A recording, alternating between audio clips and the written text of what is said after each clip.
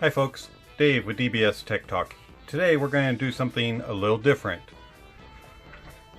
These are the Vision Ears, or VE Elysium and VE8. This is the Meze Ray Solo and the ADV M51D. We're just going to set the Ray Solos and the ADV M51Ds to the side. Let's take a look at these two. Now they come in interesting packages. Head-Fi sent these over as part of their tour, and I didn't get the full unboxing experience. And if you go online, you can look at the presentation. Is just incredible. Like, there's this little pop-out box that comes up, and then you have little drawers and everything, and it's pretty fancy looking for Vision Ears. I was kind of hoping to get that experience, but I didn't. These two IEMs just came in these carrying cases. Let's do the VE8 first. So it comes in this nice aluminum case, has a big VE on the front of it there. And I mean, it's solidly built, something like Empire Ears would send. Also, it's a little bit nicer than the one that came with my ADV M51D, which is all aluminum, a little bit lighter, but still in screws real nice. Has a little bit of felt on the inside that actually is coming loose. Kind of feels a little chintzy. And then when you look at what's inside, there's just an IEM with cables and okay, that's fine. And look, one pair of tips. One.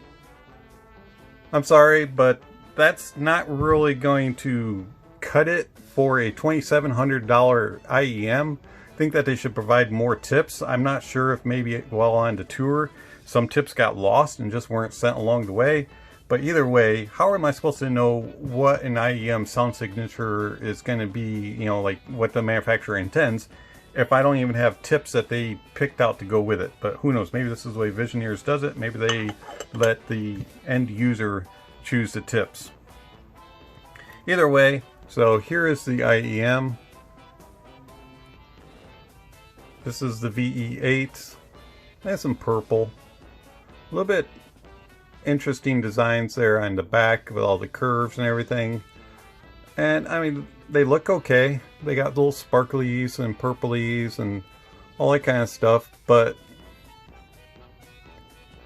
I don't know, they just don't talk to me saying $2,700 worthy. And then when I undo the cable, I'm pretty sure I've seen this cable before, and I'm 100% positive I did not like this cable the last time I saw it. This cable is just like the cable that came with the Noble X Universal, and it does not deserve to be on a $2,700 IEM. This cable is trash, and it feels trash. The ear hooks do absolutely nothing. Very loose, very thin. The connectors are extremely small for a 2-pin, and also really hard to connect. Goes to this split, which, look, it's just all tangled up, twisted, and it never untwists. This is unacceptable for a $2,700 IEM. This cable is absolute rubbish, and Vision Ears should be ashamed to provide this cable with the VE8 for that price tag of $2,700.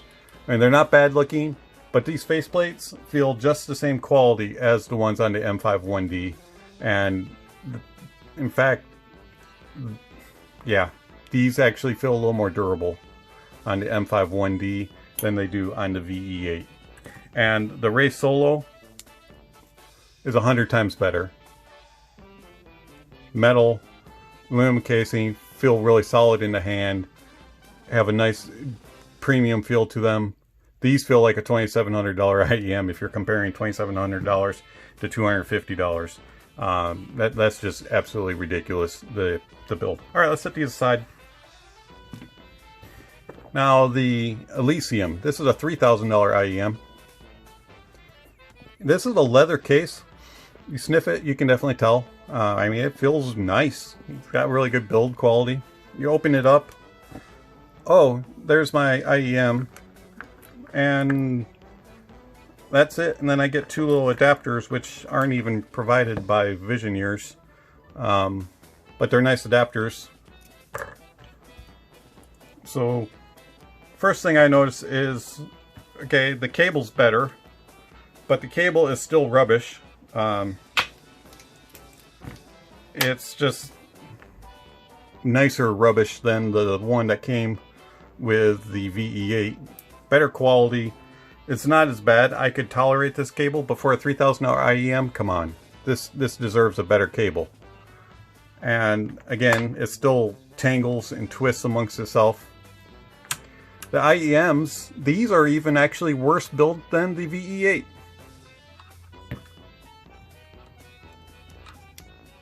Let me explain why.